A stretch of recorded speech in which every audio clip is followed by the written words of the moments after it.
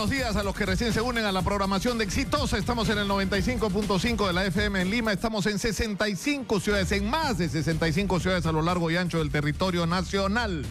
Exitosa, la radio del Perú. Tenemos hoy día tema, pero para rato.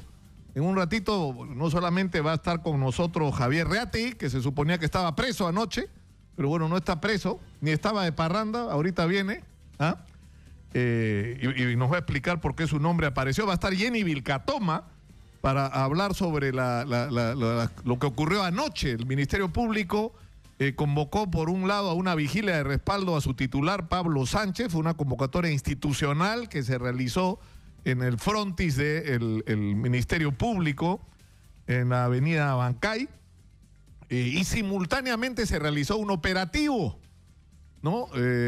Sobre 12 viviendas de una familia de apellido Campuzano, y se pretendió detener a Mariano González, parlamentario andino y exministro de Defensa de Peruanos por el Cambio. Y de eso vamos a hablar, sobre cuán importante es esto. Voy a decir lo que pienso en un rato, pero comenzamos el programa del día de hoy con dos temas. Está en nuestros estudios Gregorio Santos, virtual candidato a la presidencia de Democracia Directa. Con él vamos a hablar. Democracia Directa Más es el nombre del movimiento, ¿no es cierto? Pero está en la línea el señor Johnny Chocano, el padre de la voleibolista jovencita, una criatura que murió en circunstancias que no están claras en absoluto. Johnny, muy buenos días, gracias por atendernos. ¿Qué pasó? No perdimos, creo, la comunicación con el señor Johnny Chocano. Ahorita la recuperamos. Lo que ha ocurrido con esta chica es muy extraño, porque ¿qué es lo que pasa?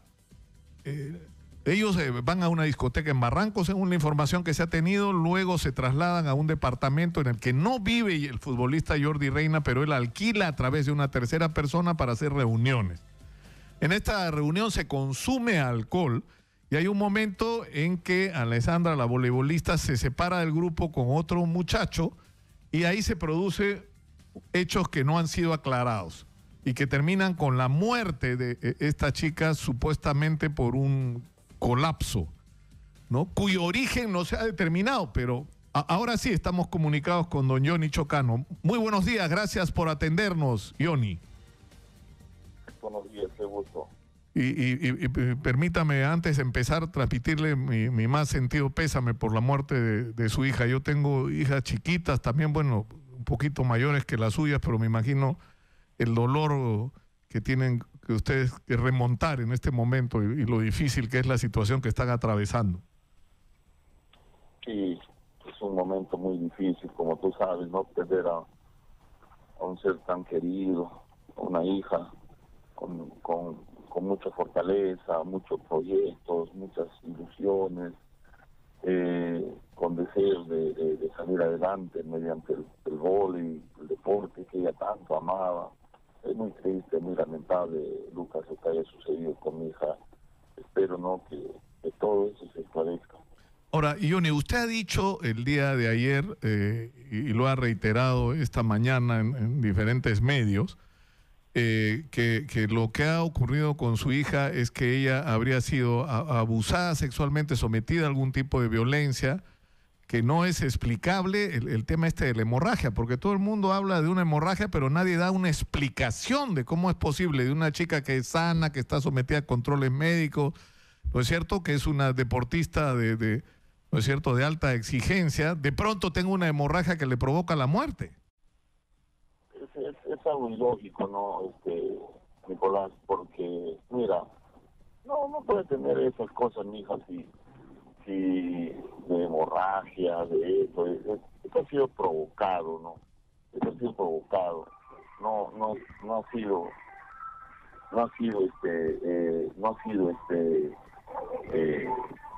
mira, yo tengo evidencias, todo, tengo fotografías que los he tomado acá, tengo videos grabables sobre el cuerpo de mi hija, cómo se encontraba, bueno, ahorita se haya sepultado todo, pero yo tengo las fotografías donde que sí habla del crimen que han cometido con mi hija. Usted dice que tiene señales, en las fotografías usted pudo constatar que aparentemente ella había sido golpeada, que tenía, por lo que usted pudo ver, por lo menos un golpe en la cabeza, por lo que entiendo. Se tiene muchas cosas. Mira, mi hija tenía una fortaleza única.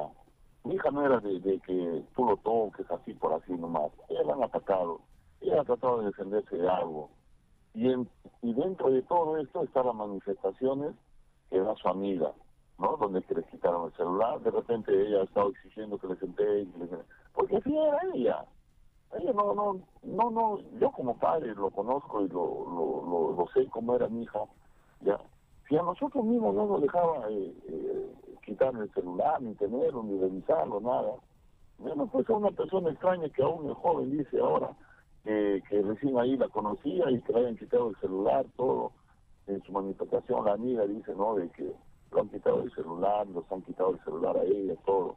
Entonces, de repente por ese motivo ahí, no, ya entonces brinda, o le han exigido, le han amenazado, no, bueno, si toma, si nos divertimos, ya te entregamos el celular, que todo esto, de repente ahí, ¿no? Pero, ahora, el celular de mi hija, Nicolás, que también he declarado, no hay. No está el celular, no se ha encontrado el celular, porque eso significa que alguien se lo llevó, ¿no? Alguien lo tiene, alguien se lo llevó, ya. Pero esto entonces se tiene que abrir todos los secretos de telefónica, ¿no? De telefonía, ya. Eso no lo van a encontrar aquí nomás, no se lo van a llevar fácil, Nicolás. Eso tiene que esclarecerse, y nada que tiene que ocultar, porque de por medio yo tengo muchísimas autoridades que están detrás de este caso y que yo sé que me van a apoyar de corazón, ya, porque el dolor de esto me tienen que ayudar. Tengo respaldo, como lo vuelvo a repetir nuevamente, a tu medio, respaldo del ministro del Interior, para que nada, ningún documento se pueda ser eliminado o inscrito o tergiversado, nada. Tengo el apoyo de la ministra de la Mujer, del Congreso, de la congresista Leila Chihuahua, de la Federación Peruana de Vóley. Tengo el respaldo. Yo sé que me van a apoyar, y ustedes como medio de prensa mucho más todavía. Pero por supuesto, porque acá hay dos cosas muy graves, Johnny. Primero, lo que ocurrió, ¿no es cierto?, que tiene que esclarecerse plenamente, porque no nos pueden decir que de pronto esta chica, que insisto, es una deportista, es una persona fuerte, ¿no es cierto?, es una persona saludable, de repente tiene una hemorragia incontrolable que la mata. Algo provocó esa hemorragia, ¿no es cierto? Y quienes estuvieron ahí tienen la responsabilidad de explicarlo, sobre todo si ha ocurrido este extraño incidente que les han quitado los celulares. Pero lo segundo es por qué en el momento que se produce lo que se produjo no subieron a la chica a la camioneta de Jordi Reina, la llevaron inmediatamente a que sea atendida en el Casimiro Ulloa, que es un hospital de emergencia que está relativamente cerca de la ubicación del departamento donde ocurrieron los hechos. ¿O por qué no llamaron a una ambulancia? O sea, ¿por qué actuaron de esa manera? Sí, probablemente eso hubiera marcado la diferencia entre la vida y la muerte para su hija, ¿no? El recibir una atención oportuna. Enormemente, ¿no, Nicolás? Mira, si han tenido la osadía, se puede decir, o la voluntad de invitarlas a la discoteca, llevarlas a la discoteca en su camioneta, bueno, por su privacidad y todo esto, ya, sacarlas de la discoteca en su camioneta y llevarlas al departamento ahí. ¿Por no han tenido esa valentía, esos cojones también de auxiliarle a mi hija? Ahora, son menores de edad. ¿Qué hacían esos viejonazos ahí con menores de edad, Nicolás? Claro, porque no pueden decir, es decir, hay una versión que no se cree, que Jordi no sabía, porque Jordi ha negado que la conocía, que recién tomó contacto con ella en la discoteca y que no sabía que era menor de edad. Bueno, es público que es menor de edad, ¿no es cierto? La selección en la que participa es una selección de menores de edad. Imagínate. Esto se tiene que abrir mediante un proceso para que tienen que levantar todos los secretos de teléfono del celular de mi hija, de los implicados, de la amiga, de todos tienen que levantar ahí, Nicolás, y para eso ustedes están como prensa, para que exijan eso. Yo estoy acá en Tingo María, estoy viajando mañana al mediodía en avión, he conseguido más bien, gracias acá a una empresa aérea que me ha cedido dos cupos para viajar con mi esposa a Lima. Ya, entonces yo mañana estoy viajando a Lima porque yo tengo cita todavía con el PINCRI para el lunes. Para el día lunes, ¿no es cierto? Sí, sí, porque hasta ahí de repente ya todo lo que es forense ya están todos, ¿no? Entonces, mientras tanto, yo quiero estar allá presente porque tú sabes la distancia de acá para allá, entonces se me hace difícil. Hay veces de repente quiero viajar a tal hora, llueve, y acá cuando llueve ya me ingresa bueno. No, por supuesto. La más rápida para llegar a la capital desde acá es por vía aérea, ¿no? Pero cuando llueve también, como la pista de aterrizaje acá no es asfaltada, es todavía con así afirmada nomás, desde tierra, entonces ya no entra vuelo, entonces cambia, ¿no? Y por decir, por yo supuesto. quiero saber algo, entonces, ahora, viajar por tierra son 12, No, 14 horas.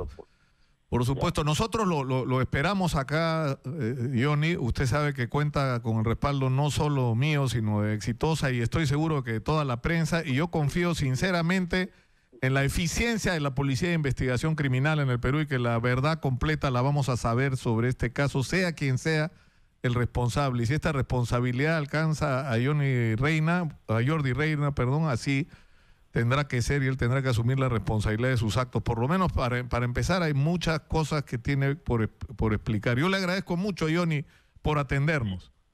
Sí, gracias, Nicolás.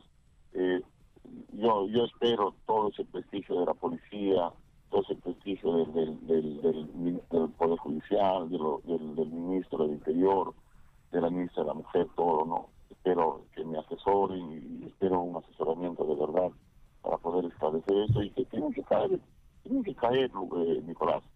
Eso está claro, eso está clarísimo. Muchas gracias, Johnny. Yo agradezco también a tu programa, todo. Entonces, voy a tratar de, cuando esté en la capital, voy a tratar de darme un tiempo para poder... Por supuesto, tiene usted acá, sabe, las puertas abiertas, como siempre, para todos los casos en los que se trata de hacer justicia. Muchas gracias al señor Johnny. Sí. Nicolás, yo estoy dejando cerrado mi negocio porque yo vivo de eso. Ya estoy dejando cerrado mi negocio, cerrando muchas cosas para esperar que den la cara los que han tenido que ver en esta muerte de mi hija, y que me tienen que dar la cara, y que también si tienen trabajo y tienen contrato y tienen esto, me tienen que dar la cara y me tienen que demostrar con sus abogados o con quien sea, todo me tienen que dar la cara. La amiga también me tiene que comenzar a mí, ya, esclarecerse todo esto. Y yo agradezco nuevamente ya tu programa por cederme este momento donde... Pero por supuesto, Johnny, tomándome el valor después de tanto dolor, tomándome el valor de poder salir así al aire, a los medios de televisión, porque no he tenido tiempo. Ya agradezco todo esto, Nicolás, y recién me estoy empapando de todo, estoy ya saliendo de todas las confusiones que ha habido, ¿no? Gracias, Nicolás. No, muchas gracias, Johnny. Ha sido el señor Johnny Chocano, padre de la voleibolista Alessandra Chocano. Está claro que acá hay que conocer la verdad completa, y que esta no es la que están contando, evidentemente, ¿no? Estamos en los estudios, como ya lo anunciamos, Gregorio Santos, ¿cuál es la situación, Gregorio? Bienvenido. Buenos días, Nicolás, buenos días a todo el país. ¿Cuál es el punto en el que están ustedes, quiero decir? Sí, no se puede empezar esta entrevista sin, como padre de familia, solidarizarse con el señor Johnny Chocano, que con muchos padres nos solidarizamos. De frentes políticos que empiecen a discutir desde sus lugares más alejados la problemática del país. Ahora, ustedes tienen ya la inscripción resuelta, entonces, ustedes ya no tienen que recoger firmas. No, nosotros, gracias a la inscripción de los hermanos de Democracia Directa, que por acuerdo mayoritario han abierto sus padrones, han abierto el proyecto político y han decidido incluir a todos los hombres de buena voluntad, patriotas, que querían contribuir con una sola bandera, que es el cambio de la Constitución vía de referéndum, y sobre esa base poder unirnos a todos los movimientos regionales y entender que la lucha electoral del 2018 no es solo una mera lucha por votos para ganar alcaldías o gobiernos regionales, sino también pasa por entender que la actual descomposición moral, la descomposición política de esta pseudo clase política ha llegado al extremo y que se requiere bajar al llano y reconstruir los liderazgos locales. Requiere la legalidad de un proyecto político que en este caso lo tiene Democracia Directa ya inscrito, y nosotros que estamos poniendo el aporte de militantes, de cuadros y activistas que vienen de diferentes vertientes, de partidos no inscritos, de movimientos regionales no inscritos, de líderes sociales, de dirigentes ronderos, dirigentes cocaleros, gremiales, quechuas, aymaras, toda una multitud de hombres y mujeres que están a lo largo y ancho del país sin nuclearse, no tienen en este momento un espacio y pueden encontrarlo con nosotros. Ahora, esta confluencia que ustedes proponen incluiría a Nuevo Perú, incluiría a Marco Arana y su movimiento Tierra y Libertad. Mira, en este momento no incluye ese bloque porque, como todos sabemos, Tierra y Libertad ha decidido hacer camino propio. Nuevo Perú también ha decidido hacer su propio camino en función de ambos partidos, Tierra y Libertad con Marco Arana, que tiene su inscripción, y el caso de Nuevo Perú, que está buscando aún sus firmas, y nosotros que tenemos un camino de involucrar más allá del apetito electoral de individuos, la reconstrucción política del progresismo y la izquierda en el Perú, el patriotismo, el sector que ha sido mayoritario en estos últimos años. ¿Pero eso qué significa? ¿Que la izquierda va a ir dividida para empezar a estas elecciones? ¿Ustedes van a ir de todos modos a las elecciones municipales y regionales del próximo año? Mira, en este momento las elecciones municipales y regionales están en debate. En varias regiones todavía se está conversando, pero Democracia Directa tiene ya definido participar en las regiones donde tenga la representación y la fuerza y los liderazgos necesarios. Y no niegan ni cierra el espacio para que integrarnos con otras fuerzas. No estamos mirando estrictamente el tema presidencial o de líderes o de personas, porque entendemos que por la actual coyuntura que vive el país, el Perú no está mirando salvadores, sino está mirando cómo se construye su ciudadanía, cómo nos organizamos, porque si tuviésemos una fuerza política coherente, organizada, con programa, con bases, el gobierno actual ya no estaría en el gobierno, ni este Congreso estaría, hubiesen sido derrocados por la fuerza y por el juzgamiento y el linchamiento popular. Existe una indignación grande, pero lo que no tiene la ciudadanía desde el último rincón de la patria es un liderazgo nacional, una estructura que lo convoque a las plazas y obligue a esta clase política a que se vayan todos y obligue para entrar en un nuevo proceso constitucional y podamos allí presentarle al país un nuevo liderazgo, no lo que tenemos ahora. Goyo, yo le rogaría que vayamos a la pausa y regresemos para entender qué es lo que ustedes proponen exactamente. Es decir, porque, digamos, con mayor o menor diferencia o matiz, desde que Juan Carlos Hurtado Miller pidió a Dios que nos ayude e inauguró una política económica, ¿no es cierto?, en el país, esta no ha variado. Es decir, hemos tenido 10 años de Fujimori, hemos tenido Paniagua, hemos tenido Alejandro Toledo, Alan García, Ollanta Humala, que prometió otra cosa y al final siguió haciendo lo mismo, y bueno, y ahora tenemos a PPK. Hay una continuidad.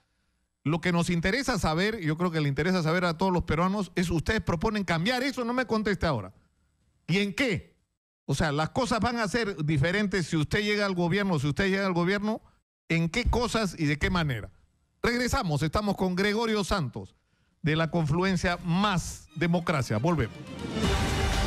Continuamos con Nicolás Lucar en Exitosa.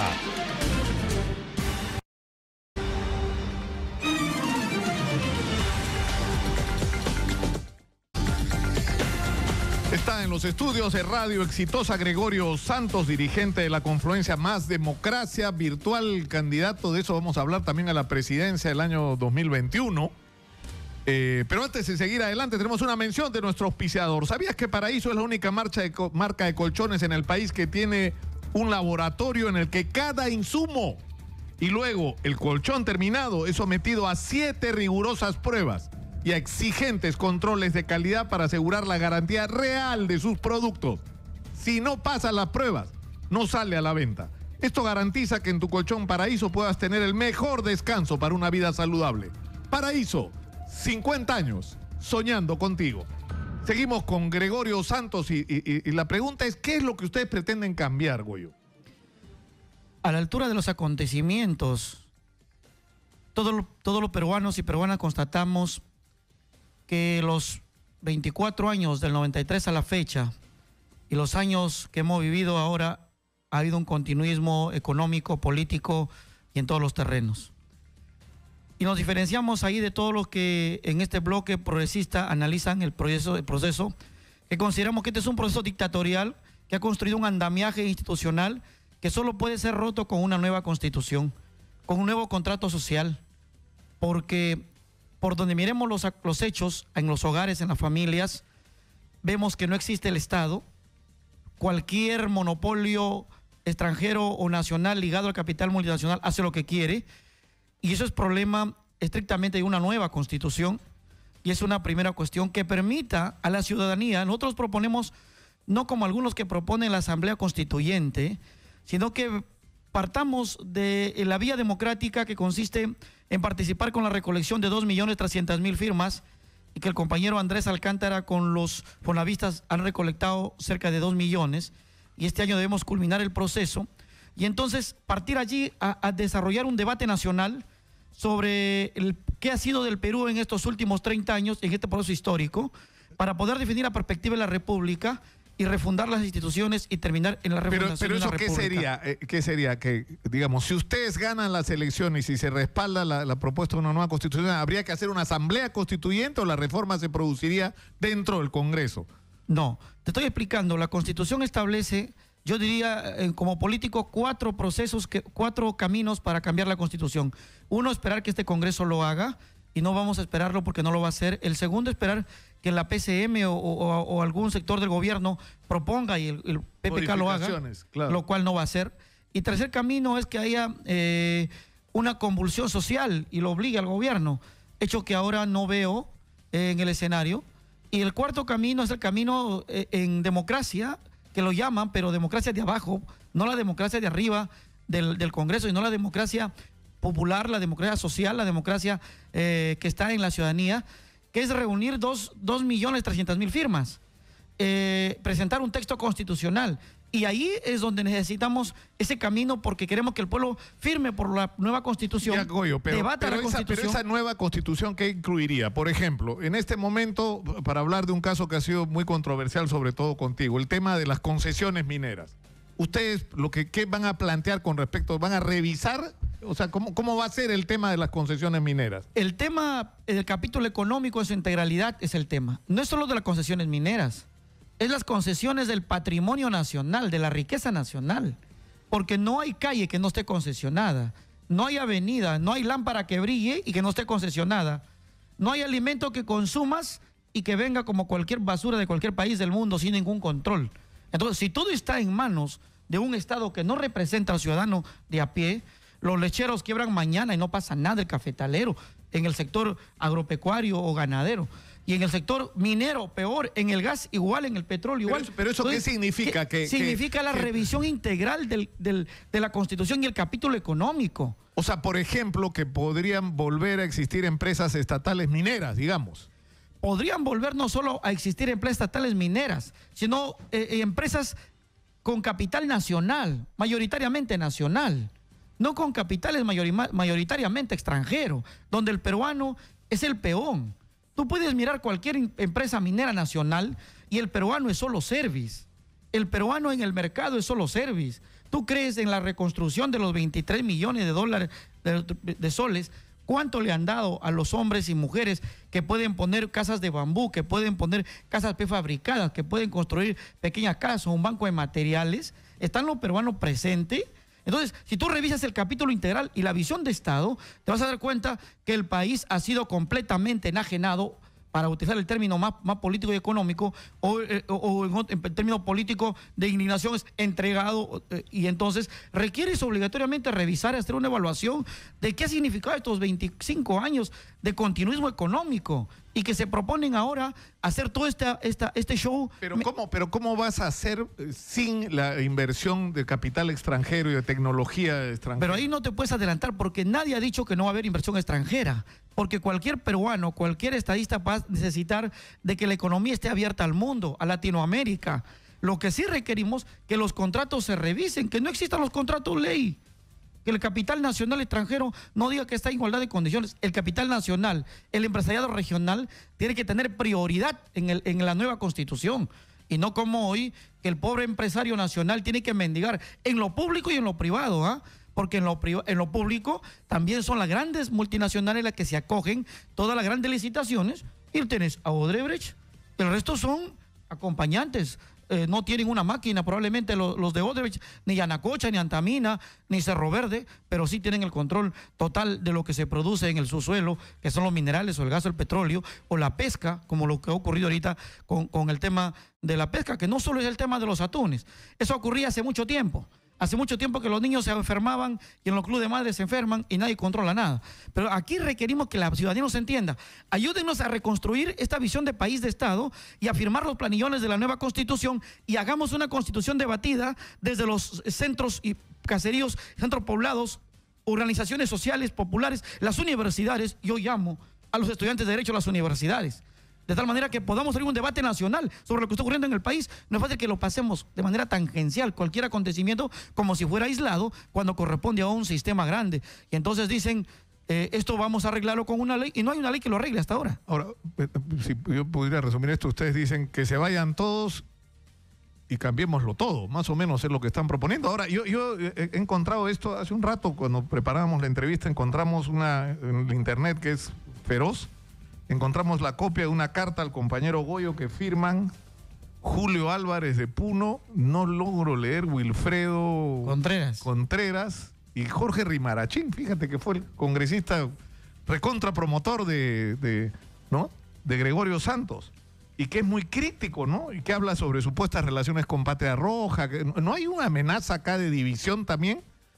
Hay contradicciones seguramente internas, algunas subjetivas, pero yo respeto mucho a Jorge Rimarachín, es un gran compañero y seguirá haciéndolo seguramente en esta lucha, pero son un documento interno que, bueno, ahora ya es público por lo que lo acabas de leer.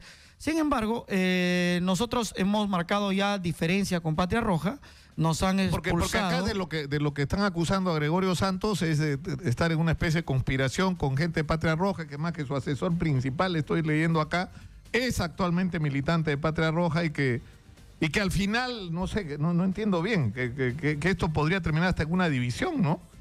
Mira, entre democracia directa no creo. Nosotros estamos trabajando con mucha madurez, y en ese sentido más bien estamos llamando a todos los bloques del movimientos regionales a incorporarnos a esta gran confluencia, porque el tema no es entretenernos en estas minucias, sino pasar a decirle al país qué tipo de proyecto político le planteamos al progresismo, le planteamos a los patriotas que fueron traicionados por el humanismo y que ahora no encuentran esa voz valiente, combativa, y que vaya al movimiento social, a los frentes de defensa, que confrontan contra las mineras abusivas, con los abusos del gas, del petróleo, en el transporte, en las carreteras, en los peajes. Entonces, ese gran bloque social necesita proponerle al país, necesita una voz, y en ese camino es más grande la preocupación de nosotros, y ahí creo que hay una gran unidad en el país con lo que estamos proponiendo. Primero, todos los peruanos, su mayoría, están de acuerdo que haya una nueva constitución, en que se debata y haya un balance que ha significado estos 30 años aproximadamente de continuismo económico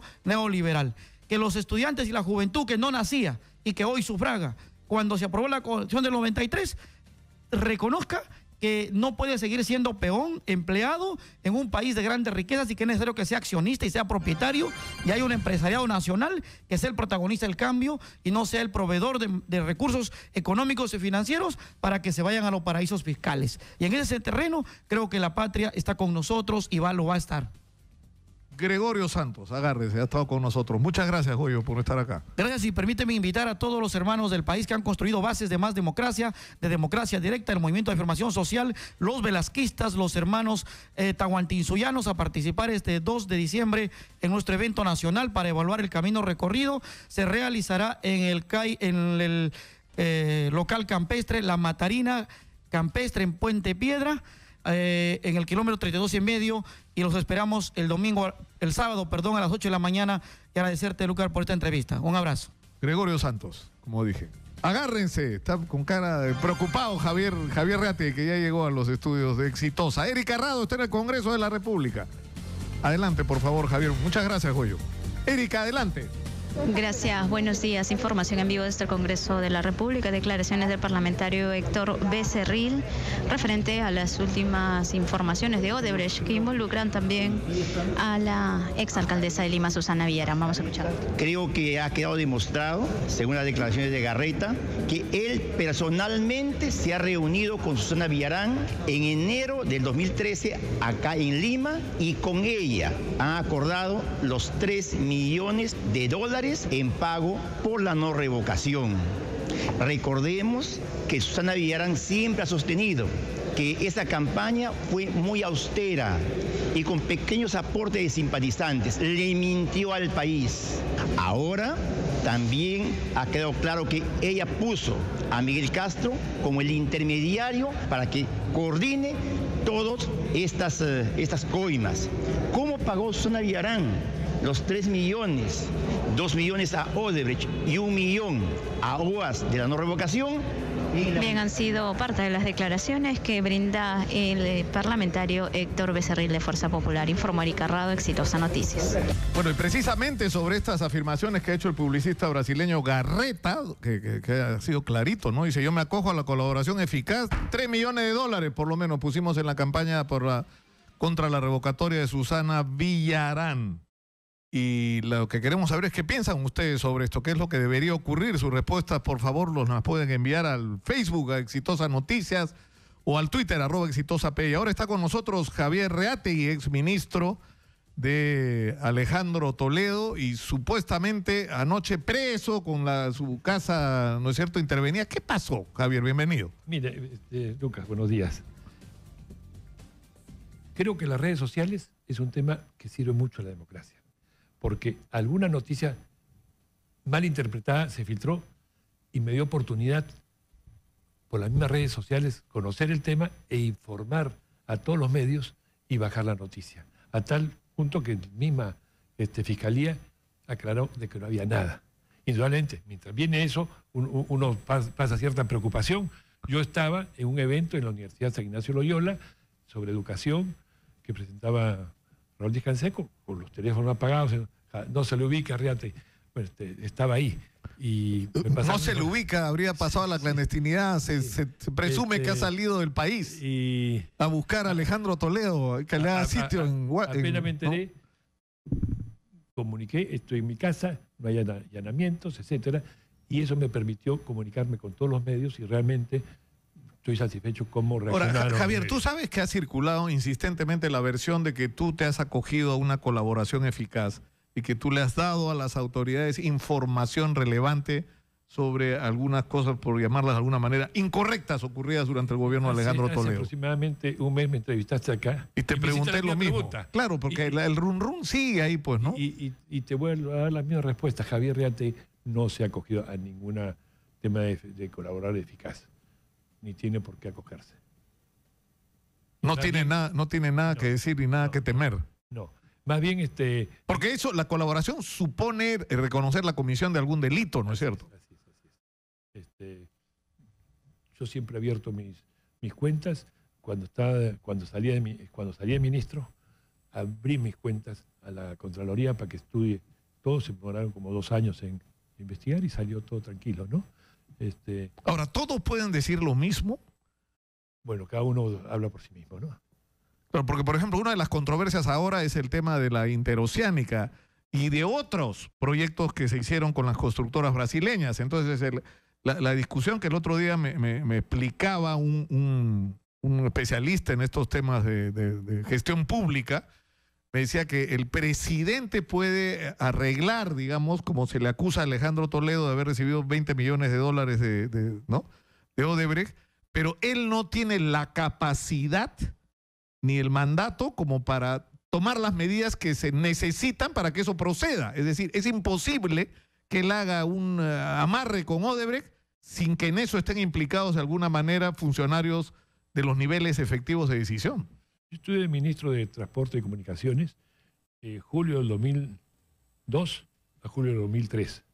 En ese periodo lo que se hizo fue formar unas comisiones técnicas, Perú-Ecuador, para determinar cuáles serían las mejores vías por donde se podría comunicar Perú-Brasil. Y después, ya yo terminé todo. Ahí no hubo ninguna adenda, no hubo ninguna... Nada. Ahí todavía ni sabía por dónde iban a ir las interoceánicas, ¿no? Después paso al Ministerio de la Producción, después termino un tiempo y paso al Ministerio de Interior y termino en 10 de enero del 2005. Y las licitaciones creo que se entregaron por octubre del 2005. Estoy tranquilo, libre para investigar. Y la vez pasada que hice una entrevista y me tocaste los mismos temas. Claro, porque han como resucitado anoche, ¿no? Ya, sí, porque la especulación anoche fue impresionante. Pero yo creo que el Twitter se movió muy rápido, pero así como se movió muy rápido, se descargó muy rápido, ¿no?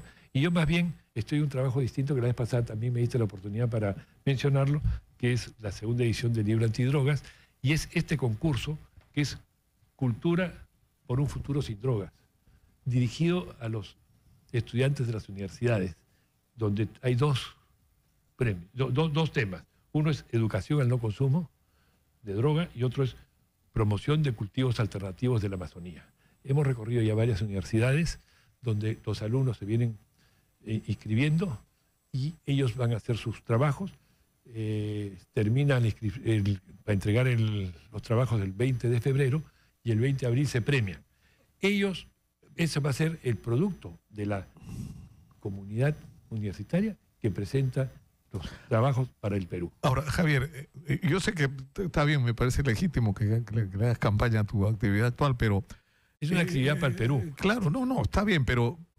Es decir, Joseph Mayman, Pepe Mayman, en la entrevista que le dio a la agencia EFE desde Israel, hace una descripción impresionante de algo de lo que se supone él fue testigo, es decir, de la manera como en el Perú se organizó una especie de cartel encabezado por Odebrecht, asociado con otras constructoras brasileñas, asociado con constructoras peruanas, que era toda una maquinaria para establecer cuáles eran las obras públicas que se iban a hacer, cuáles eran los presupuestos que se iban a hacer, quiénes iban a intervenir, y en todo ese proceso había toda una red de corrupción, ¿no es cierto?, de pago de comisiones ilegales a todos los niveles, incluyendo la financiación de campañas electorales para poder llevar a los gobiernos, tanto locales, regionales como nacionales, a quienes estuvieran involucrados en su proyecto. Entonces, uno se pregunta si era posible tener el nivel de cargos que tú tenías y no haberse dado cuenta de lo que estaba pasando, que lo he descrito con tanta precisión Mayman, ¿no? Pues él estaba muy cerca a Alejandro, ¿no? Y venía con frecuencia al Perú. Si él conocería ese tema, yo la verdad no. Y por eso he abierto mis cuentas, ¿no? sin ningún temor. Ha sido investigado por la Contraloría 2 años, ¿no? Y ya salió el informe positivo. No tengo temores a eso. No, yo creo que lo importante es que estés acá. Y hay un tema. El agosto del 2013, ante el tema de Ecoteva, yo me aparto del Perú posible, ¿no? Si no, me hubiese apartado antes. Por supuesto. Muchas gracias a Javier Ratti por estar con nosotros y por la aclaración que es absolutamente pertinente. En serio, ocurrió anoche, ¿no? La noticia era Javier Ratti, era primera plana de todos los portales digitales y a la hora y media era el desmentido total y estábamos hablando de Mariano González. Ese tema vamos a hablar en un rato porque va a estar acá. Mariano González, ¿se acuerdan del ministro de Defensa, que es parlamentario andino, que tuvo que salir del Ministerio de Defensa por este incidente romántico, digamos, ¿no? De involucrarse con una de sus asesoras con la que, dicho sea de paso, se casó? De todo eso vamos a hablar en un rato. Muchas gracias, Javier. Gracias, Nicolás. Y ahora nos toca saber qué dicen las redes sociales. Judy, ¿qué pasa? Te veo con cara de cansada. ¿Ah? Un poquito de migraña, un poquito de nos causan las noticias es el estrés de hoy, la noticia de hoy, ¿no? De Susana Villarán y Odebrecht y habrían pagado $3 millones a Valdemir Garreta. ¿Me escuchan todo bien? Sí. A Valdemir Garreta, algunos artistas que participaron en esa campaña del no a la revocatoria, que hicieron este gesto con las manos, cruzando los antebrazos, ya se han pronunciado en las redes sociales diciendo que se sienten muy decepcionados, pero hay que tener mucho cuidado a veces, ¿no? Con las campañas que apoyamos, nosotros que salimos al menos en televisión, ¿no? Bueno, ¿qué opinan nuestros seguidores? Luis Montañez nos dice, eso ya se sabe hace mucho tiempo, dice, solo que la paupérrima justicia que tenemos protege a Susana Villarán y todos los corruptos que trabajaron desde el 2001 para Odebrecht, señala Luis Montañez. Harold Vivanco nos dice, entregó los peajes que cada día pago 10 soles con 60 céntimos en ida y vuelta para que le llegue sus milloncitos, dice, perjudicar al ciudadano para que tenga buena comida, buen carro, nos dice nuestro seguidor en las redes sociales. Vamos a ver qué opinan más sobre la noticia, ¿no? Con la que hemos despertado hoy en Éxitos. A ver, por aquí he tenido un problemita. ¿Qué nos dice Gloria María? Dice, la mano de la corrupción arruinó las más nobles metas para nuestra ciudad. A mí no me engañó. La tía Regia, señala, y su organización criminal, así le llama a Susana Villarán, la tía Regia. No sé por qué. A ver, Gladys nos dice que es cínica, ¿no? Y el tema de las campañas del no a la revocatoria, al parecer, la ayudó.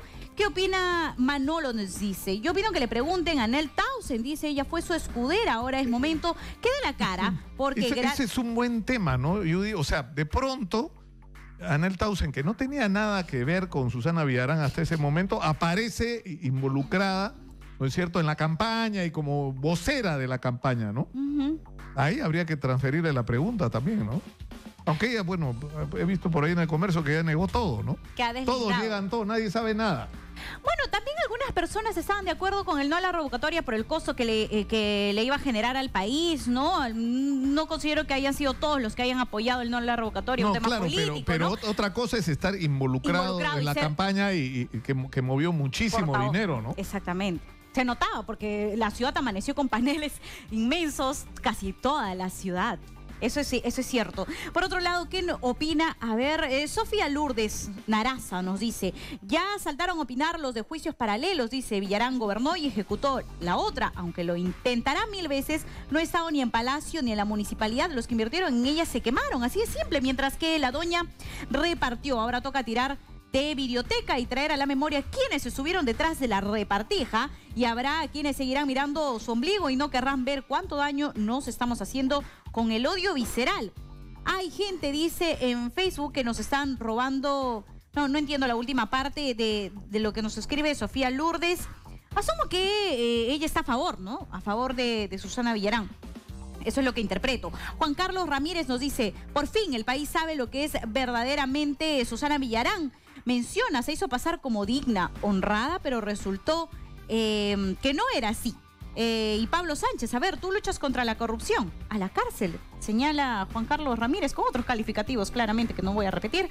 Santos yo hasta desarrollé una habilidad de traducir lo que dice la gente en la red, porque hay tal cantidad de adjetivos a veces. Que sin darme cuenta, a veces por la rapidez y porque hay muchos comentarios en el momento, a veces reproduzco sin darme cuenta y tengo que ser más cauta, ¿no?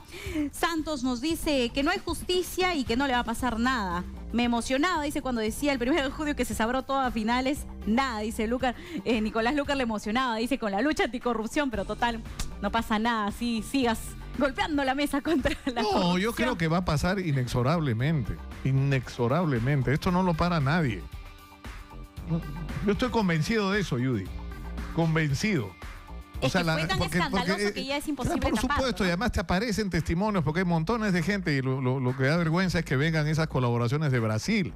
Por eso yo he hecho una invocación desde acá a los empresarios, a los funcionarios, a los políticos que hayan estado involucrados en la corrupción, a acogerse a la colaboración, a contar la verdad, a reconciliarse consigo mismo, con sus familias, con el país y ayudar a que en el Perú haga justicia, porque que la van a pagar, la van a pagar. Esta vez nadie se va a salvar, porque eso ya pasó en la época de Montesinos. Hubo un montón de gente que pasó peor, hubo montones de videos que convenientemente desaparecieron en la cajita de videos personales. O sea, ¿qué videos personales? Por favor. ¿Ah? Solo que ahora está institucionalizado y la corrupción se da de manera más elegante, si se podría decir, ¿no?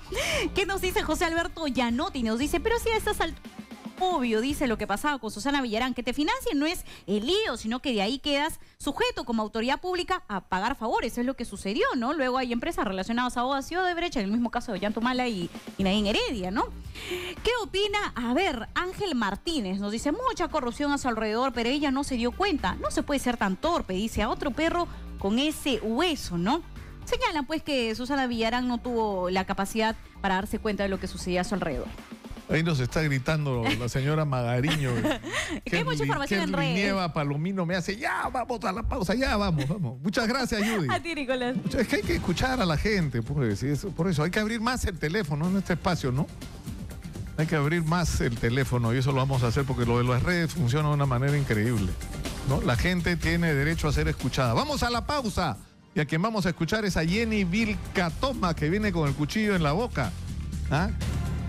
Regresamos. Continuamos con Nicolás Lucar en Exitosa. Lucar en Exitosa.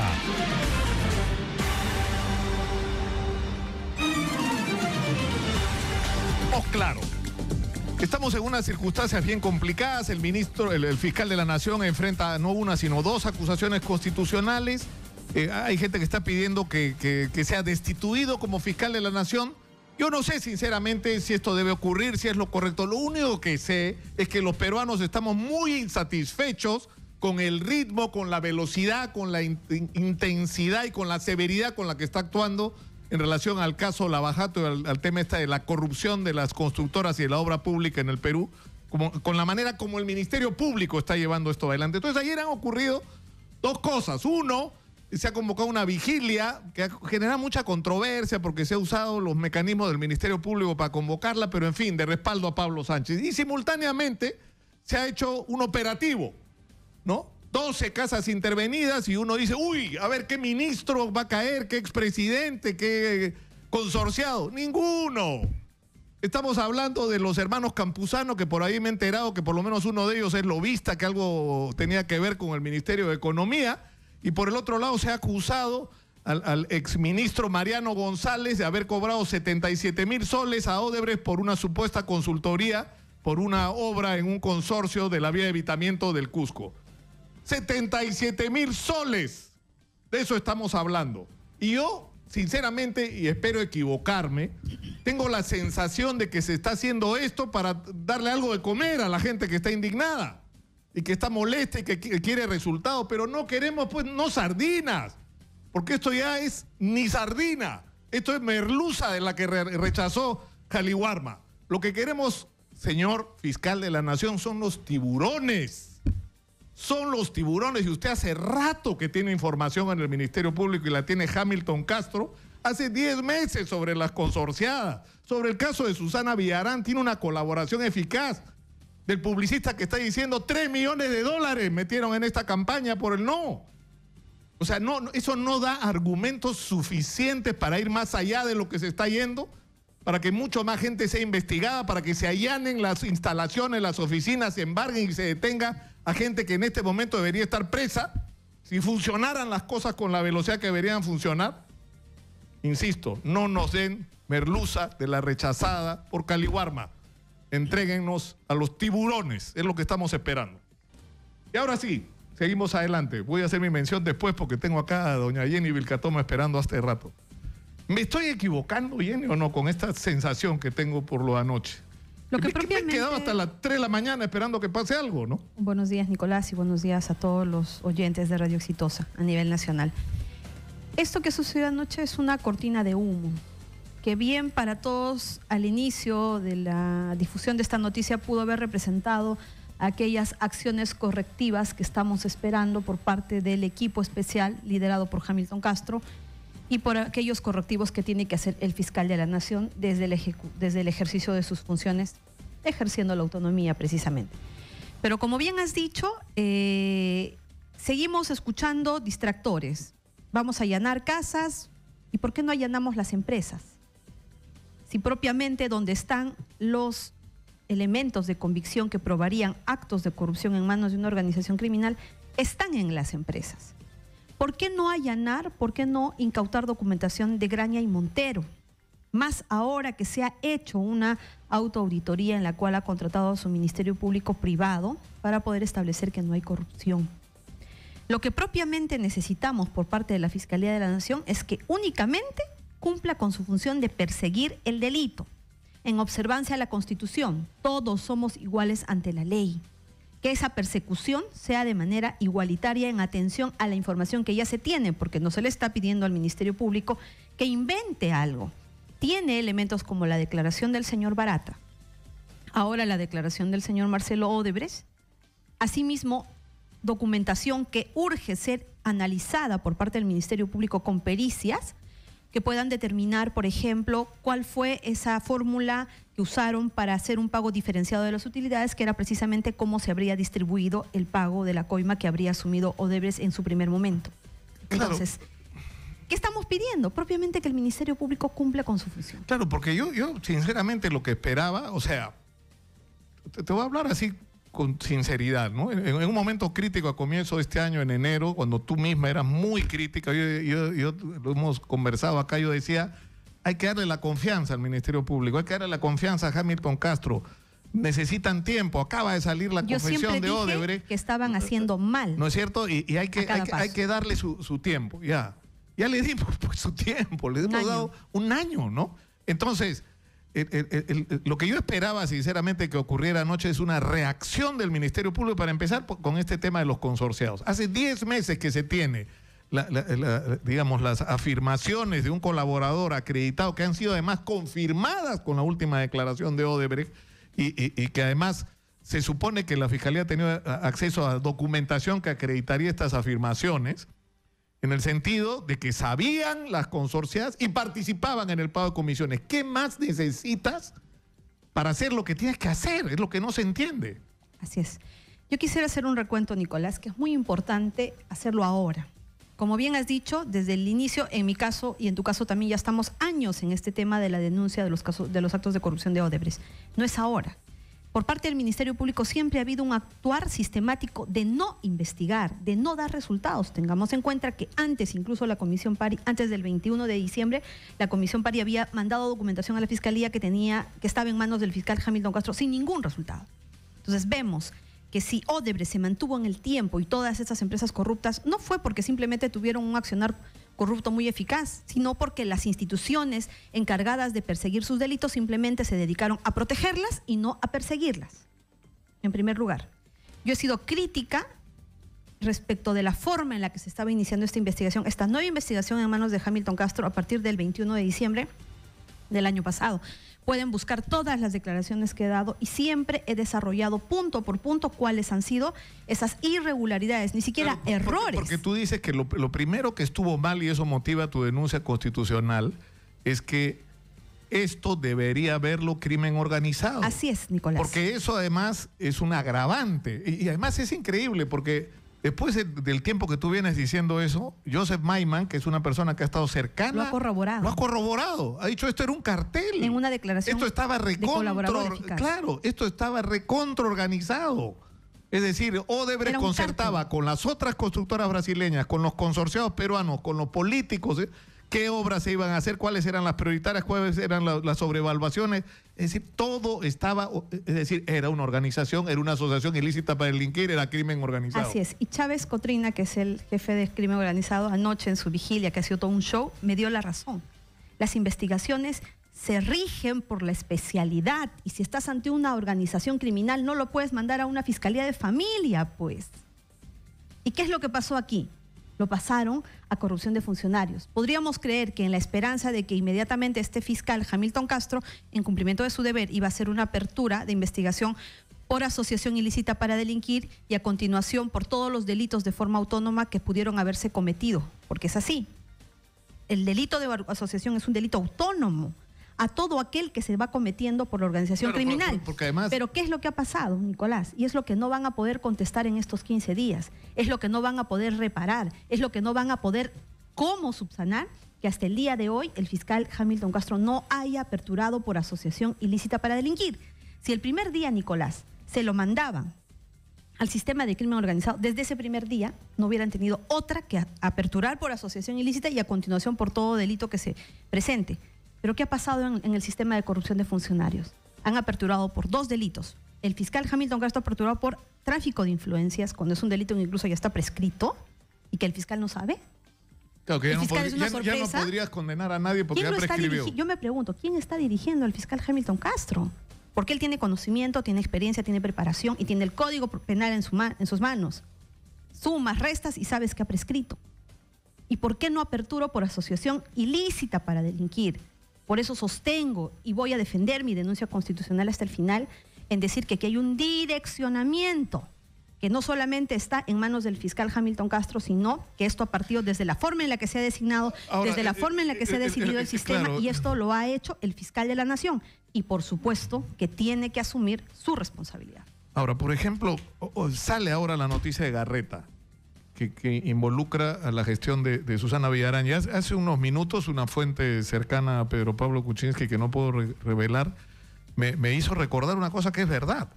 En el paquete que ofrecía Fabre, o sea, cuando Fabre venía a asesorar una campaña electoral pagado y por encargo de los brasileños, ¿no es cierto? No solamente era su servicio, venía con Anel Tausen. Anel Tausen estuvo, por lo que entiendo, en la campaña de Susana. Anel Tausen, por lo que entiendo, estuvo en la campaña de Acuña. De Acuña.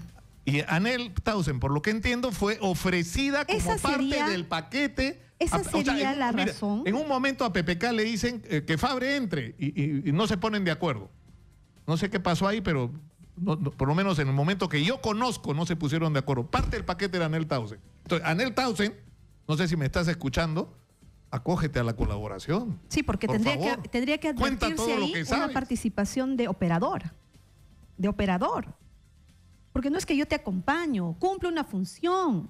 Por eso es que el partido de Alianza para el Progreso no querría sumarse en este momento en la lucha frontal contra la corrupción, porque va a tener que responder también el papel de Anel Tausen y del señor Fabre. Ahora, el problema es el siguiente. O sea, el congresista Pari dice, yo entregué toda la caja al Ministerio Público. Tienen todo. Es más, por ejemplo... Esa es una prueba más entonces, que tiene que responder por el ejemplo, fiscal de la Nación sobre o esta información que ahora se hace pública de Garreta, ¿no es cierto? O sea, en el Ministerio Público no sabían nada de esto. O sea, ¿hace cuánto tiempo se sabe lo de estos mecanismos de financiación de la campaña? ¿Y por qué esto no ha tenido consecuencias? Aquí viene la segunda razón por la que he denunciado al fiscal de la Nación. Primero, desvía el sistema y pone un fiscal a dedo que no debía ser el nombrado, porque precisamente el señor Pari, por ejemplo, ¿no? Además de todo lo que se tenía, había mandado una caja llena de información. ¿Y por qué no dio resultados? ¿Y tú cómo nombras a aquel que no te da resultados? ¿Cómo nombras a aquel que no te dice, oye, sí, había corrupción en el Perú, sí, yo ya lo había advertido, mira, aquí está listo? El fiscal de la Nación ni siquiera le preguntó, no cerró la puerta y le dijo, oiga, ¿qué pasa? Estoy pasando el ridículo de mi vida, me están informando de Estados Unidos que hay corrupción en el Perú. Y usted que tiene la investigación tantos años en mi gestión, no hay resultados. Y te voy a premiar. O sea, no te voy a ni siquiera sancionar, te voy a premiar. Vas a seguir conociendo. Y además todo se concentra en tus manos. ¿Para qué el día de hoy? ¿Para qué el día de hoy? ¿Para perseguir el delito o para no perseguirlo, Nicolás? Lo que tenemos propiamente el día de hoy. O para perseguirlos selectivamente, ¿no es cierto? Porque, selectivamente, por ejemplo, en un extremo y para no perseguir. O sea, yo sinceramente pienso que está bien. O sea, ¿qué cosa es lo que dicen los fujimoristas? Que cuando se trata de Keiko todo es rapidísimo y se van hasta Brasil. Ya.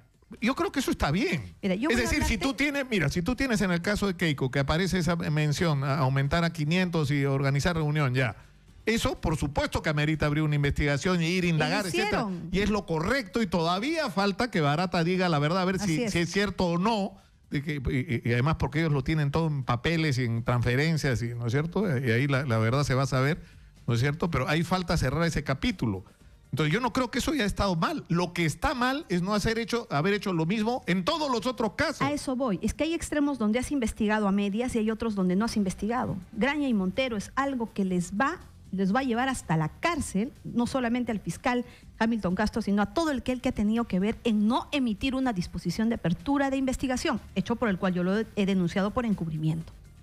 Es decir, he dejado de perseguir el delito. Tú dices que no es una negligencia, que no es un descuido, que no es una falta de pericia en el ejercicio. No, es una actitud netamente dolosa, una conducta netamente dolosa. Yo sé lo que estoy haciendo.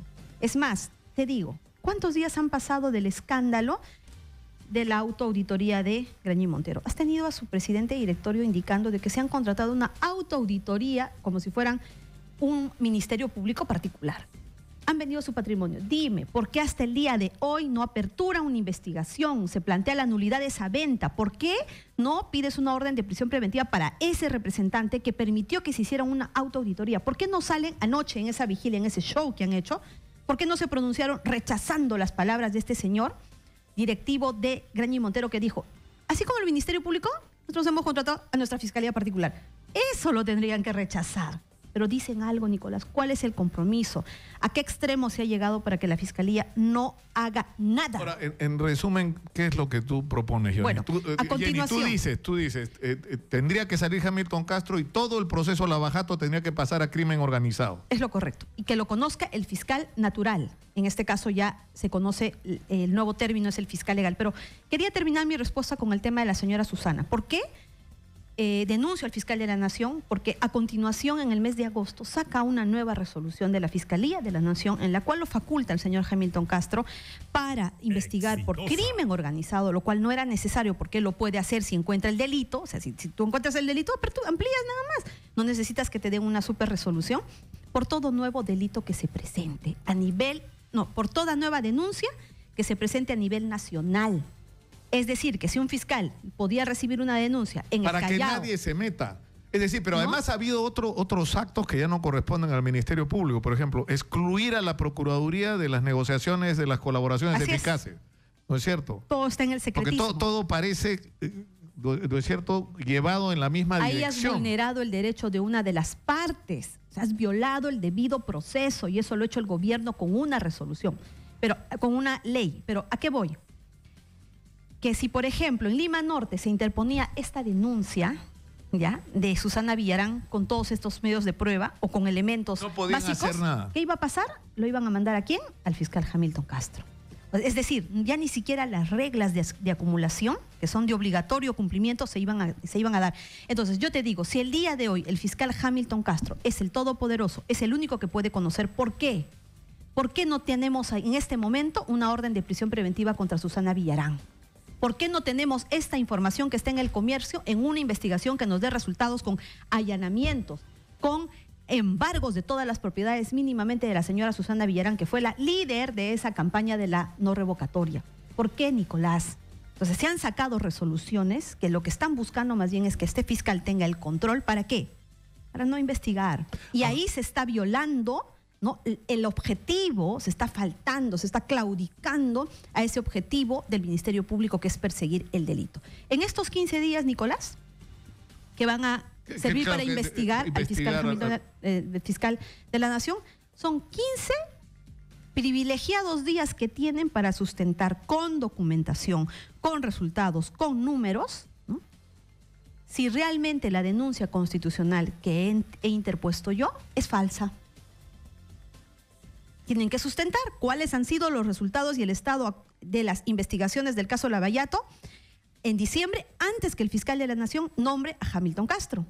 Porque, obviamente, ¿por qué lo nombro si no ha trabajado nada, si no hay ningún resultado? A continuación, ¿por qué nombro a lavado de activos y no a crimen organizado?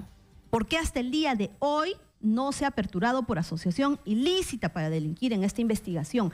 Son preguntas, Nicolás, que no van a poder absolver, que no van a poder resolver. Y sobre todo, tienen 15 maravillosos días para adoptar ellos, dentro del ejercicio de su función autónoma, correctivos. Y no hacer shows como lo que han hecho anoche, mira, yo con un plantón indagando, que más allá debe obligarlos, ¿no?, a cumplir con su función de retornar al camino para el cual ha sido creado la Fiscalía, que es la persecución. Yo quiero saber tu juicio. Yo estuve averiguando ayer con Mariano González y con las fuentes de la Fiscalía cuál era el cargo, y resulta que lo que hay es que Mariano González, como abogado, presta un servicio de asesoría al consorcio que hace la vía de evitamiento de Cusco, que tenía un conflicto contractual. Él sostiene que él ha hecho esa asesoría, que la asesoría está por escrito, que se pagó una factura por eso, o un recibo por honorarios, que él pagó impuestos por ese recibo por honorarios, y punto, que no ha tenido ningún otro vínculo. Y que además eso no puede ser tráfico de influencias, porque él en ese momento no tenía ninguna responsabilidad ni ninguna capacidad de decidir sobre estos temas. y que además recién estaba, me parece que en enero del 2016 es que recién se incorpora a él a Peruanos por el Cambio. Entonces, estamos hablando de 77,000 soles. Nada. Una burla. O sea, estás hablando acá de 3 millones de dólares que dice Garreta que ha metido y acá no pasa nada. Y estás capturando, pretendiendo capturar. Además, ahí parece que había un error, incluso de forma, ¿no es cierto? Porque es un parlamentario andino, entonces tendrías que seguir un procedimiento que ellos dicen que no, pero el Poder Judicial dice que sí tiene la protección. O sea, sí puedes investigar a una persona por delitos del pasado, pero tienen que levantarle la inmunidad.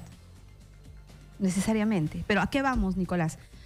Es decir, lamentablemente tanto este gobierno sí tiene cuestionamientos, vinculaciones que hasta ahora no quiere responder. Ahora, ya, está bien, ¿no? Y esta es una, como quien dice ya, una de las pruebas que ya estaría abriendo ese abanico que no se quiere tocar.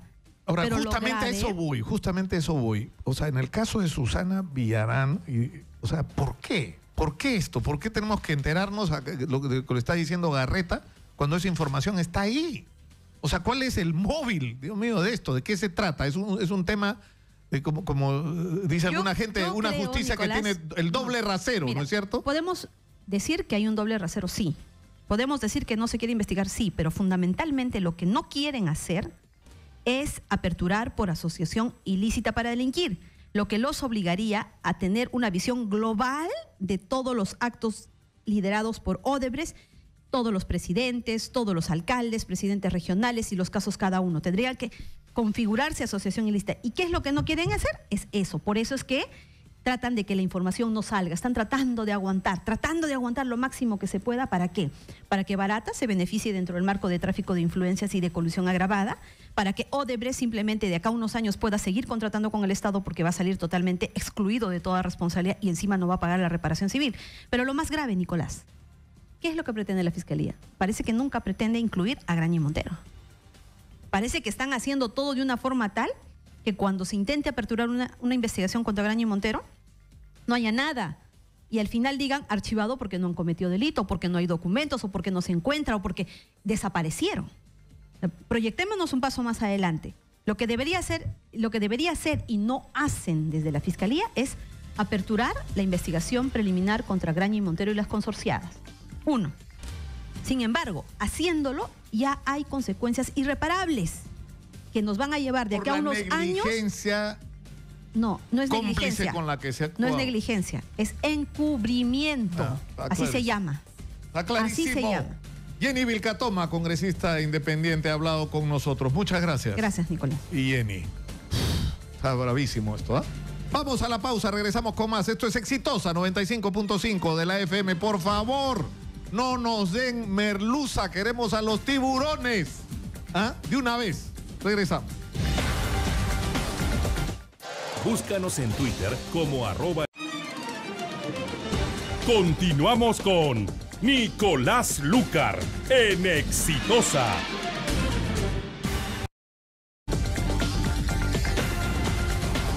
Antes de seguir adelante, tenemos una mención de nuestro auspiciador. ¿Sabías que Paraíso es la única marca de colchones que cuenta con una certificación de calidad internacional? La certificación ISO 9001 es un reconocimiento que Paraíso ha obtenido por cumplir con los más altos estándares de calidad, asegurando la mejora continua de sus procesos productivos y la confianza plena en la calidad de todos sus productos, lo que garantiza tu mejor descanso para una vida saludable. Paraíso, 50 años soñando contigo. He estado discutiendo acá con Manuel Rosas el tema este o sea, él dice que el asunto este de Mariano González sí es relevante, porque si Mariano González recibió un pago por una asesoría prestada a un consorcio de Odebrecht y al día siguiente la mayor parte de ese dinero se convierte en un aporte de campaña, eso puede hacer presumir que ha habido un sistema, ¿no? Ahora, tendrían que haber más aportes de ese tipo, es decir, tendría que haber ocurrido en más casos, pero pues bien interesante, eso es lo que me gusta de esta radio, ¿no? De que uno habla con gente que piensa diferente, entonces se aclara la mente con esta, ¿no? Con esta, digamos, no es confrontación, sino con este intercambio de ideas, de información, de la maravilla de la pluralidad de Exitosa. Está con nosotros Berta Pinto, secretaria nacional del Sindicato Nacional de Obstetrices de Salud. Bienvenida, ¿Cómo Bertita. estás, Nicolás? Escúchame, antes de empezar, he visto que había una manifestación de obstetras hoy día, ¿no? De las colegas del MINSA. Del Ministerio de Salud. Del Ministerio de Salud, por supuesto, donde ellas están pidiendo la reivindicación también de los obstetras, la parte económica y lógicamente también por las competencias, ¿no? Es importantísimo, pues, dar a conocer a la población quién es el profesional obstetra, qué hace profesional obstetra. Si bien es cierto, durante muchísimos años existe el obstetra. Van a ser 200 años que ya está el obstetra, el profesional obstetra dentro de la Universidad Nacional Mayor de San Marcos, donde ha sido formado ahí. Entonces, a través de los años, el reconocimiento de nuestra profesión ha sido muy poca. Actualmente, mucho menos todavía. ¿Cuántos años estudia un obstetra? Son 5 años, ¿no? Un año de internado, y en el cual el profesional obstetra está preparado, está legalmente calificado para poder ejercer la salud sexual y reproductiva de la población, ¿no? Y tiene múltiples funciones, dentro de ella la parte asistencial, la parte de gestión, ¿no? La parte preventivo-promocional, ¿no? Investigación. Pero también docencia. La atención a la hora del parto. O sea, en un parto normal, en un proceso normal de embarazo. La obstetra evalúa, diagnostica y prescribe, porque tenemos la ley, nuestra ley que nos ampara para ejercer. Entonces, la función de la obstetra es el prenatal, postnatal, y inclusive antes del embarazo, ¿no? Pero por ejemplo, en un hospital, ¿es indispensable la presencia de un médico en el momento del nacimiento de una criatura por parto normal? Cuando es un embarazo normal, no, porque la obstetra está calificada para la atención del embarazo normal, ¿no? Y participa en el alto riesgo, junto con el médico. Nosotros estamos de la mano con el ginecobstetra, ¿no? Nosotros diagnosticamos en forma preventiva, inmediata, el alto riesgo, y luego comunicamos, ¿no? al médico, al especialista, al ginecólogo, para que él intervenga. Y junto con él, ¿no? Solucionamos el problema. Realmente para nosotros es importantísimo de que conozca, pues, la población que no solamente es atención de parto, también es la parte preventiva promocional, también es la parte administrativa y de gestión. Entonces, durante muchos años solamente se ha encasillado a la obstetra, que es solamente partos, pero hace diversas actividades, ¿no? Desde el diagnóstico del embarazo, desde el VIH, ¿no? Inclusive la toma de muestra de Papa Nicolau, participa en todas esas actividades preventivas promocionales. Entonces, el reconocimiento de esas actividades, nosotros, por ejemplo, en salud, a través ya con sustento legal, porque tenemos la ley, existe una ley que es la ley 23346, donde se considera al profesional obstetra como carrera médica. Esta ley, inclusive, está firmada por el presidente de la República, ¿no? Y que desde años ya se considera, pues, una carrera desde el año 1981, el 18 de diciembre, se considera una carrera ya médica, ¿no? Dentro de lo que es la salud sexual y reproductiva, ¿no? Entonces, nosotros, ¿qué hacemos? Recetamos. Somos los únicos profesionales que recetan, son el médico, el odontólogo y la obstetra, ¿no? También, inclusive, tenemos atención final, porque así lo dice la ley de los profesionales de la salud. Desde que entra hasta que sale la paciente, nosotros tenemos el 100% de grado de responsabilidad dentro de nuestro ámbito. Por otro lado, también emitimos documentos legales, ¿no? Certificado de nacimiento, descanso pre y postnatal. Entonces, todo eso lo hacemos como carrera médica.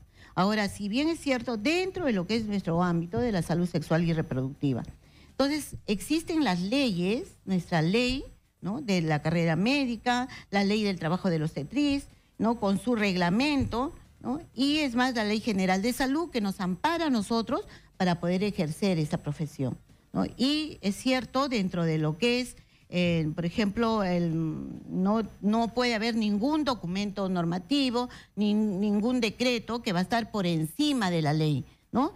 Siempre está la ley antes que cualquier documento. Entonces, en salud están saliendo documentos, ¿no? Decretos, en el cual están desconociendo nuestras actividades y están ejerciendo otro profesional, ¿no? Como por ejemplo, dentro de lo que es la parte preventivo-promocional. Están pretendiendo que planificación familiar lo haga otro profesional capacitado, lo cual no puede ser una falta de respeto a la salud sexual y reproductiva de la población, porque nosotros como obstetras somos profesionales calificados para poder hacer la salud sexual y reproductiva. Entonces, eso para nosotros sí es importantísimo. Ha habido serios problemas en salud al respecto y estamos ya denunciando todos esos atropellos, ¿no? Ahora, lo que es increíble es cómo no hemos hecho prioridades que deberíamos hacer, ¿no? O sea, yo hasta ahora no termino de resignarme al hecho de que hemos sido un país que ha crecido muchísimo, ¿no es cierto?, que ha tenido ingresos, y que sin embargo tú volteas y tienes un sistema de salud que el año pasado, que este año, perdón, estuvo no al borde, sino estuvo colapsado. Tienes un sistema educativo, bueno, ya me aburro de repetir todos los déficits que tenemos. Y la pregunta es ¿por qué? ¿No es cierto? ¿Por qué no se ha hecho de esto una prioridad? Así es. Porque no es un tema de derechos humanos, de derechos de la gente, no, es un tema de eficiencia del sistema productivo, de nuestro aparato productivo. Sí, la Organización Mundial de la Salud inclusive, ¿no?, dice de que la obstetra debería de, o sea, es 16 veces más rentable que otro profesional en cuanto a la salud sexual y reproductiva, en cuanto a disminución de las muertes maternas, ¿no? Pero sin embargo, lamentablemente, dentro de lo que es el Ministerio de Salud, dentro de lo que es los entes rectores, no consideran al profesional obstetra. Si contrataran a un profesional obstetra, estarían disminuyendo una serie de problemas dentro de la salud sexual y reproductiva. Los embarazos precoces, ¿no? Inclusive las infecciones de transmisión sexual, etcétera. Una serie de componentes en el cual ponen en riesgo la salud sexual y reproductiva de la población. Ya hace poco también inclusive ha salido un comunicado de la Organización Mundial de la Salud donde dice, ¿no?, alto a la discriminación del caos y la falta de respeto a las obstetras matronas. Aquí, por ejemplo, están priorizando en que es importantísimo ya que la consideración del profesional obstetra a nivel nacional, a nivel mundial, porque son las que van a participar en la disminución de las muertes maternas, en la disminución de la mortalidad de las gestantes. Entonces, esto lo tiene que tener en consideración el Ministerio de Salud, lo tiene que tener en consideración Salud. Mira, nosotros en Salud hicimos una lucha en el 2014 y logramos aprobar nuestros indicadores. ¿Esto qué significa? Que todas las actividades que realice el profesional obstetra, dentro de lo que es consulta externa, hospitalización o sala de partos, puede muy bien, ya está prácticamente aprobado con la resolución 1005 y están reconocidas en Salud. Entonces, no solamente es parto, no solamente es embarazo, sino también múltiples funciones dentro de hospitalización, dentro de atención inmediata al recién nacido, y todo esto está basado con nuestra ley, ¿no? La ley de los tetras, su reglamento de los tetras.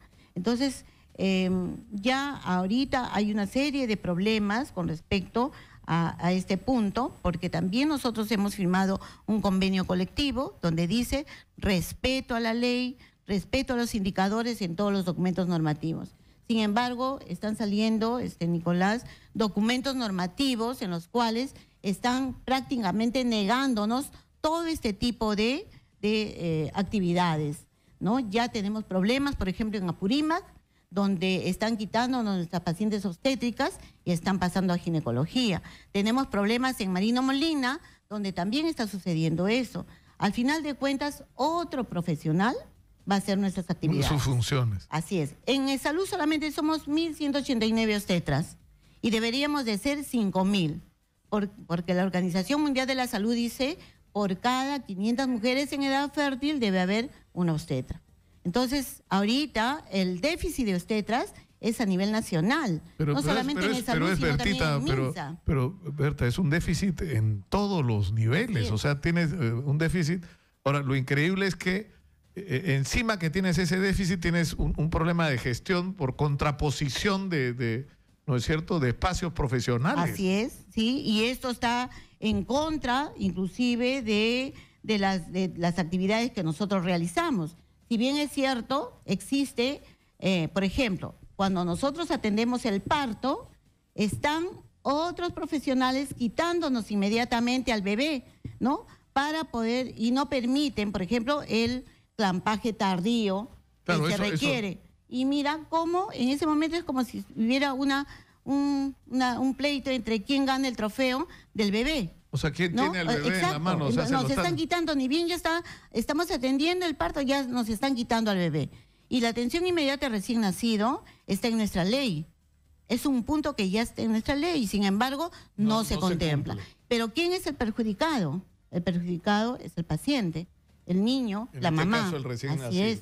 ¿No? Yo te agradezco muchísimo, Bertita. Ha estado Berta Pinto con nosotros, del Sindicato de Obstetras de Salud. Muchas gracias por estar con nosotros. Nicolás, yo quisiera agradecerte y solidarizarme pues también con las colegas de MINSA, porque si bien es cierto, faltan obstetras a nivel nacional, ¿no? Y no solamente en salud, sino también en MINSA. Y convocar pues a todas las colegas, va a haber elecciones el día 25, ¿no? De 8 a 4, sí, así es. Y convocarlas a participar de este acto democrático para que todos participen en el, ¿no? En la nueva Muchas gracias. Ha sido Berta Pinto, como todos los miércoles con nosotros. Yo quería invitar a Manuel Rosas, con quien me he encontrado en el momento del corte, para conversar un ratito sobre lo que él piensa. Muchas gracias, Berta. Un gusto como siempre. Adelante, que pase Manuel Rosas. O sea, Jenny Vilcatoma, la congresista Jenny Vilcatoma, nos ha dicho hace un rato que a ella le resulta una especie de cortina de humo lo que ha pasado ayer. Es decir, el darle a la gente que está exigiendo resultados del Ministerio Público este tema de Mariano González y de los campusanos, que es más un show que resultados efectivos, porque deberían estar ocurriendo cosas mucho más importantes que no están ocurriendo. Bueno, no, podría ser. La verdad es que hay mucha gente que es un poco adicta al tema de las cortinas de humo. Pues yo también podría decir cortina de humo lo que está haciendo el Poder Judicial con el tema del Ministerio Público.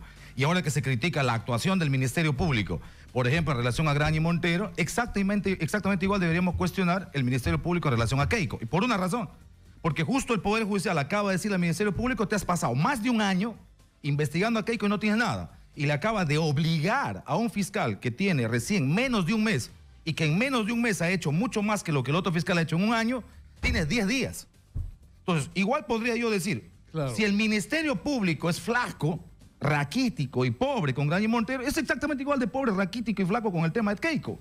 Porque hasta ahora, y en 10 días que le acaba de dar el segundo juzgado de investigación preparatoria al fiscal Domingo, no va a llegar en esos 10 días, ni la declaración de Marcelo Odebrecht. ¿Para qué se fueron a investigar entonces?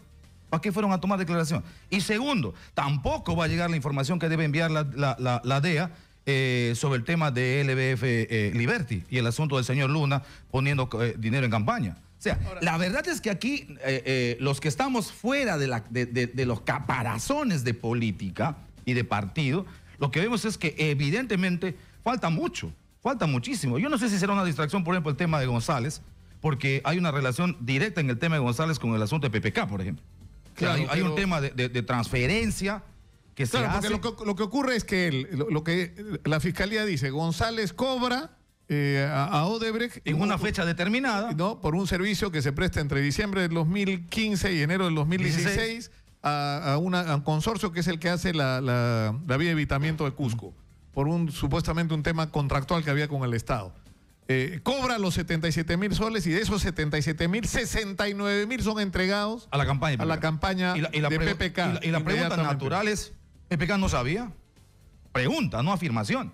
Sí, claro, pero lo que habría que, porque lo que dice Mariano González es, yo efectivamente presté el servicio, es el único que presté y es mi plata, o sea, yo decidí aportar eso a la campaña porque ese era el momento que yo me incorporaba. Y la Fiscalía lo que cree es que esa ha sido una forma de hacer una troika para poder meter plata a la campaña de PPK a través de las mismas empresas que antes habrían metido con Toledo, que antes habrían metido con Keiko y habrían metido con todo el mundo. Pero eso, ¿por qué no tendría que ser sistemático, ¿no es cierto? Como en el caso, por ejemplo, de Humala, ¿no? Que lo que descubres de pronto es que hay un montón de gente que declara como aportante que en realidad le pregunta si no aportó nada. Sí, claro. O gente que aporta dinero como si fuera suyo cuando no es suyo. Es decir, se está usando su nombre para aportar, en este caso, dinero de los brasileños, ¿no? Claro, es eso y más. Sí, pero la premisa de la Fiscalía a mí no me parece que fuera ilógica. Me parece que tiene toda la lógica y como estamos en un proceso en el que hay que transparentar todo y lo que hay que meter en investigación a todo, yo sí diría, ok, sigan trabajando en esa premisa. Sigan trabajando, a pesar de lo de González, porque González no va a reconocer jamás que esa es una plata ilícita, como no lo reconoce Villarán ahora, como no lo reconoce Toledo, como no lo reconoce Humala y como no lo reconocerá jamás PPK. Pero me parece la lógica de investigación válida, que es posible que ese dinero que se paga supuestamente por un tema de asesoría a González y que termina el 90% un día después en la plata de campaña de PPK, a mí me parece totalmente posible y válida la premisa de que sobre esa operación sabía PPK. Que es una fórmula, claro, que esto puede alcanzar hasta PPK. Y que era un mecanismo para financiar campaña a través de estas empresas que, como digo, antes se han financiado. Yo citaba ahora un reclamo que hacen los fujimoristas, que yo no creo que tengan derecho a patalear porque la fiscalía investigue la frase esa de Odebrecht. Me parece absolutamente legítimo. O sea, si Odebrecht dice aumentar a Keiko a 500 y hacer reunión, tienes que investigar, pues. Claro. Tienes que investigar. Pero justo esa investigación es la que se va a caer. Claro, pero la investigación todavía no termina, porque la investigación tiene que acabar con la declaración de Barata, porque Barata en algún momento va... Pero ya le han dado 10 días de plazo, ese es el asunto. Y ahora vamos a ver si apela al Ministerio Público y por último, esa decisión del Poder Judicial termina, digamos, suspendida, porque hasta ahora tiene solo 10 días y en 10 días no llega la declaración de Odebrecht, porque no va a llegar en 10 días. Y en 10 días no llega el otro que es importante. ¿Tú crees que acá el Poder Judicial está jugando el partido a favor de Keiko? Bueno, yo lo que creo es que hay cosas que de verdad deberíamos mirarla. Por eso, cuando uno mira la actuación del Ministerio Público, y no sé si el Poder Judicial, pero también puede decir el Ministerio Público, ¿qué hizo la Fiscalía y la fiscal que tenía la investigación? Más de un año.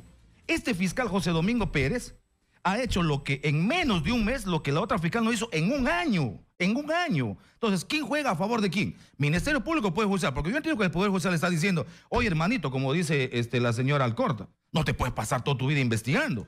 ¿Cuándo me pones el tema? Ahora, lo que sí es un reclamo, yo creo, absoluta. O sea, más allá de si de toda la conspiradera política que hay acá, porque esto es una batalla, más allá de limpiando el tema político, o sea, Jenny Vilcatoma sí plantea un asunto que a mí me parece razonable.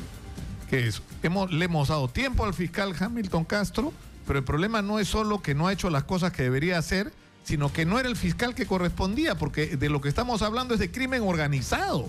Acá no estamos hablando de corrupción de funcionarios, de colusión. No, acá estamos hablando de asociaciones ilícitas para delinquir. Es decir, mira, por ejemplo, lo que se está revelando en el caso de los aportes a Susana Villarán. Es increíble. Que el paquete, el combo, viene Fabre, viene Anel Tausen, es un paquete que las constructoras brasileñas te ponen para elegirte presidente, alcalde o lo que fuera. Y que además sale otro nombre que la gente la izquierda tendrá que responder, Salomón Lerner, que es el contacto con las empresas de Brasil. Que siempre pasa así, ¿no? Qué bárbaro. Por supuesto. ¿Cómo la logra? Muy bien. ¿Qué pasó? Tengo una mención, me llevo a pagar todas mis menciones mañana porque ya no hay tiempo, me estoy comiendo. O tengo doble, tiene que ser, doble mención voy a hacer mañana de todos modos. Ya debo 3. Triple. Sí. Bueno, yo termino por hoy. Muchas gracias por seguirnos todos los días y los dejo con el señor Manuel Rosa, que ya está acá, con la pasión de siempre. Eso, me encanta esta radio, soy feliz acá. Porque florecen, ¿no es cierto? ¿Vas a decir que no? Sí. ¿Alguna vez te imaginaste trabajar en la misma radio que no solo conmigo, ya con Philip Butter? No. Hasta mañana, muy buenas tardes.